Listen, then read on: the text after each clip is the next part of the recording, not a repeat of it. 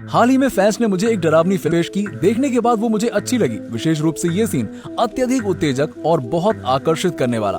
मुझे नहीं लगता कि मैं अकेले फिल्म का मजा ले सकता हूँ, मुझे आपके साथ शेयर करनी चाहिए। तो यहाँ 2020 की एक डरावनी फिल्म बुक ऑफ वर्ल्ड रात में एक लाइब्रेरियन किताबों को ठीक से लगा रहा है। फिर अचानक उसने कुछ सुना।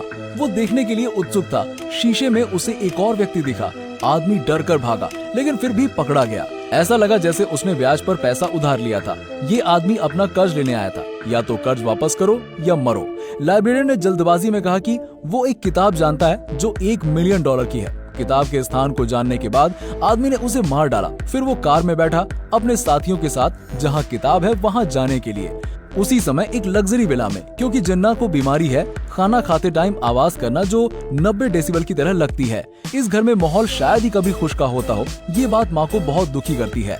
उन्होंने अपने पति के साथ बात की। वो जिन्ना को मनोरोग अस्पताल में भर्ती करवाने वाली थी। उनकी बातें सुनने के बाद जिन्ना ने अपना सामान पैक किया। फिर जल्दी से घर छोड़ने के लिए तैयार हुई। स्टेशन पर पहुँचने पर उसे एक आदमी देख रहा है। यहाँ पर जिन्ना डर रही थी। बस उसने नीचे कदम रखा ही था कि एक कार ने उसे टक्कर मार दी। इस कार में पहले से 2 ठग हैं। ये जगह भी है, किताब कहाँ है? जिन्ना एक घर में रुकती है। वहाँ उसको एक ओल्ड कपल मिलते हैं। घर बहुत अलग है, लेकिन ये आरामदायक दिखने वाला घर एक अप्रत्याशित खतरा है। जिन्ना एक दूसरे मेहमान गैविन से परिचित है। कमरे में आने के बाद जिन्ना आराम करने के लिए बिस्तर पर लेटी। असाधारण सुनवाई के लिए धन्यवाद। उसने सुना है कि वहाँ दीवार में कुछ हिल रहा है। जिन्ना ने सुनने के लिए अपना कान दीवार में लगाया। फिर दीवार पर अचानक से एक कॉकरोच दिखाई दिया। लैंडलॉर्ड ठीक उसके पीछे खड़ी थी। उसे डिनर के लिए बुलाया। जब जिन्ना ने पीछे देखा, कॉकरोच निकल गया। उसने सोचा कि वो एक धोखा था, लेकिन खाते टाइम उसने फिर से कॉकरोच देखा। फ्लोर से ऊपर आकर बाकियों ने भी इसे देखा। जिन्ना असमंजस में है। क्या पहले उसने दीवार पर कॉकरोच देखा असली भी होगा? खाने के बाद जिन्ना और गेविन फायरप्लेस के सामने बैठे। गेविन बात करने में अच्छा है। उसे कुछ ही टाइम में जिन्ना का प्यार मिल गया। उन दोनों ने एक दूसरे का फोन नंबर लिया। कमरे में लौटने के बाद जिन्ना ने अपने हेडफोन लगाए और सो गई। आधी रात को जिन्ना पर छाया पड़ी। हालांकि वो अभी भी बहुत सतर्क है। कोई व्यक्ति हिल नहीं रहा था। एक महिला अपने हाथ में वाइन का गिलास पकड़े उसके कमरे में दिखाई दी। महिला ने अपना सिर घुमाया। उसका मुंह बहुत बड़ा था। महिला ने उसे कोई नुकसान नहीं पहुंचाया, बस दरवाजा खोला और चली गई। थोड़ी ही देर बाद गेविन जिन्ना के कमरे में आया। वहाँ कुछ होने वाला है। फिर अचानक कुछ लोगों ने उसे पकड़ लिया। फिर ओल्ड कपल आए।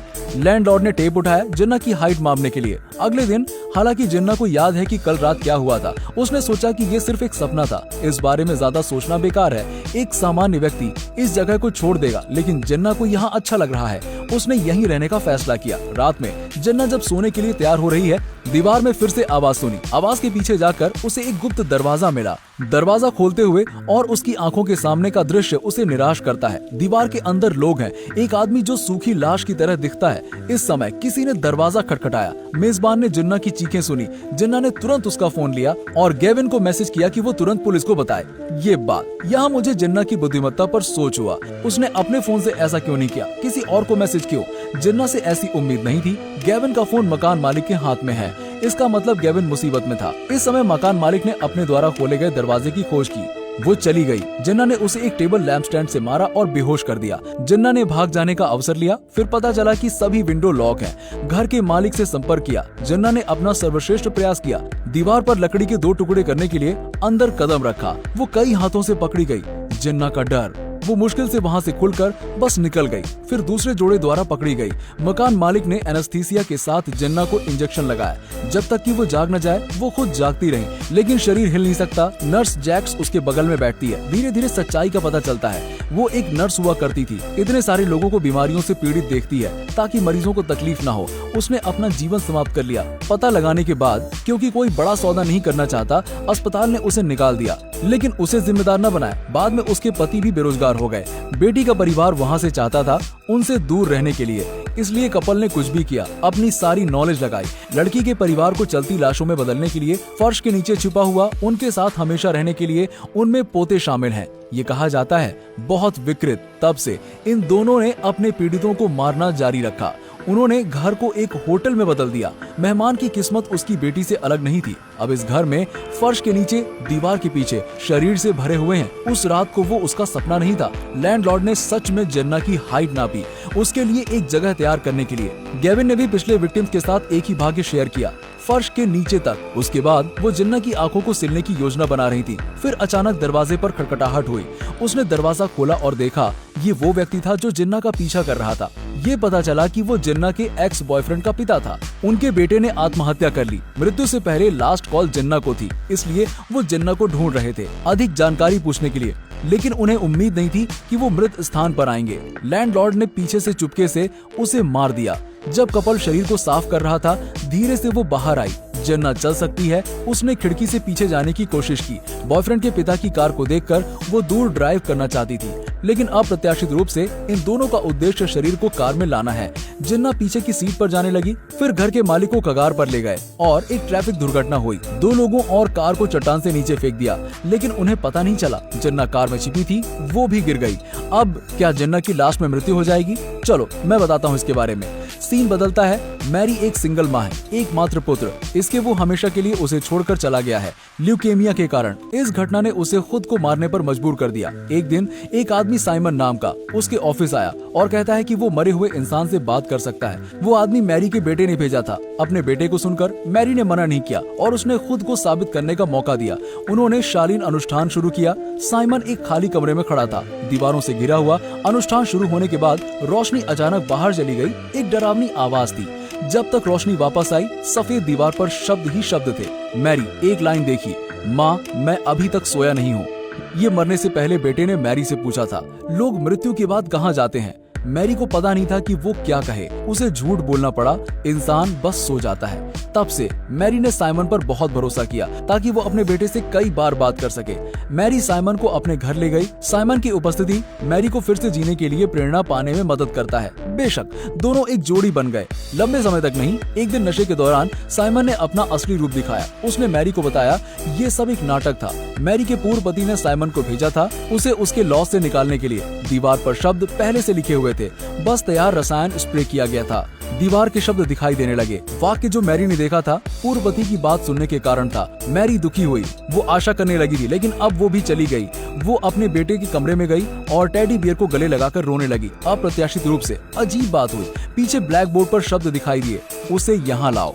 बिस्तर पर एक व्यक्ति दिखाई दिया। मैरी देखने गई, उसके खुद के आंसू आ गए। अगले दिन साइमन ने मैरी को ढूंढा और पूछा रात को क्या हुआ था, क्या उसने नशे में कुछ गलत कहा। मैरी नाराज थी। मैरी ने आज रात समारोह का संचालन करने के लिए कहा। साइमन चला गया। मैरी का बेटा झूले पर दिखाई दिया। रात में मैरी सिमोन को उसके बेटे के कमरे में लाई और कहा आप उन्हें बंद करते हैं। मैरी ने कहा कि निकलने के बाद झूला झूलना शुरू हुआ।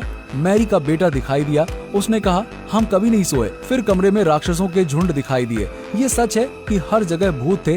अभी का सीन मैं एक कविता सुनाना चाहता हूँ। समुद्र के नीचे पानी है, कमरे में भूत है। साइमन भूतों से घिरा हुआ था। उस पर सभी प्रकार के अक्षरों को उत्कीर्ण किया। कमरे में चीख सुनकर मैरी खुशी से मुस्कुराई। उसी समय शहर की लाइट जली। ये जगह रात में डूब जाती है। एक कार शहर की ओर जाती है, लगभग जिन्ना के करीब। ये फिल्म की शुरुआत में 2 ठग हैं। वो ब्लड लेटर की तलाश में यहाँ आए थे। अचानक वो भूत प्रेत थे। कार अचानक टूट गई।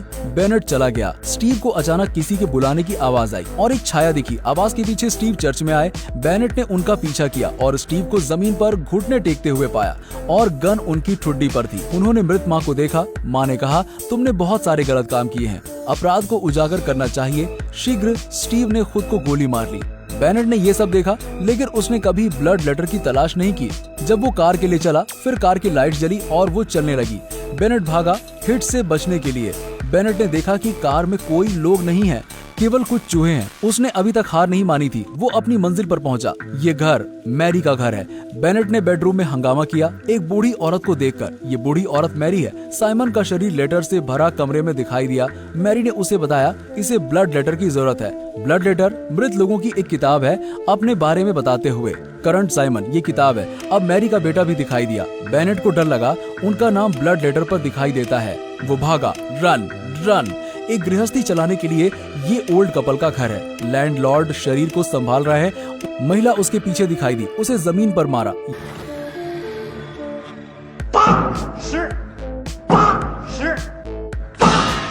यहाँ पर 3 कहानियाँ जुड़ी हुई हैं। फुटेज अस्पताल ले जाया गया, चट्टान से गिरने के बाद जेन्ना की मृत्यु नहीं हुई, उसे बचा लिया गया और अस्पताल ले जाया गया। जेन्ना अस्पताल से बाहर निकली, इसके बाद कई चीजें हुई। वो अपने बॉयफ्रेंड के बारे में सोचती रही, वो उससे बहुत प्यार करता है। उसने कहा कि वो उसके लिए कुछ भी कर सकते हैं। जेन्ना ने विश्वास नहीं किया। उसने अपने प्रेमी से कहा कि वो सीढ़ियों से कूद जाए, लेकिन अप्रत्याशित रूप से वो कूद गया। उसके मरने के बाद जेन्ना को बहुत कुछ सुनाया गया था। वो इस मेमोरी सेगमेंट को भूल गई। जेन्ना को बहुत दुख हुआ और बहुत अफसोस हुआ कि वो खुद को माफ नहीं कर सकती, इसलिए उसने एक निर्णय लिया। वो घर रहने चली जाएगी। दरवाजे को खटखटाया, वो हॉस्टेस की बाहों में चली गई। उसने हॉस्टेस से पूछा उसकी आंखों और कानों को सिलने के लिए। एक ज़ॉम्बी बने फर्श पर। तब से उसने कुछ भी नहीं देखा या सुना नहीं और अधिक पीड़ित नहीं। जेन्ना का नाम इसके अलावा ब्लड लेटर पर भी दिखाई दिया। हालांकि फिल्म समाप्त हो गई, लेकिन ब्लड लेटर की कहानी खत्म नहीं हुई। बुरे काम करने वाले सभी लोगों का नाम वहां लिखा जाएगा। ये मूवी बिल्कुल उस मूवी की तरह है, हॉरर स्टोरी इन द मॉर्गू, जो मैंने एक बार कही थी। दोनों बुरे कामों के बारे में बात करते हैं जिसका परिणाम सामने आते हैं। भगवान किसी को माफ नहीं करते। ठीक है, ये कहानी यहाँ समाप्त होती है। अगले अध्याय में मिलते हैं। Bye bye.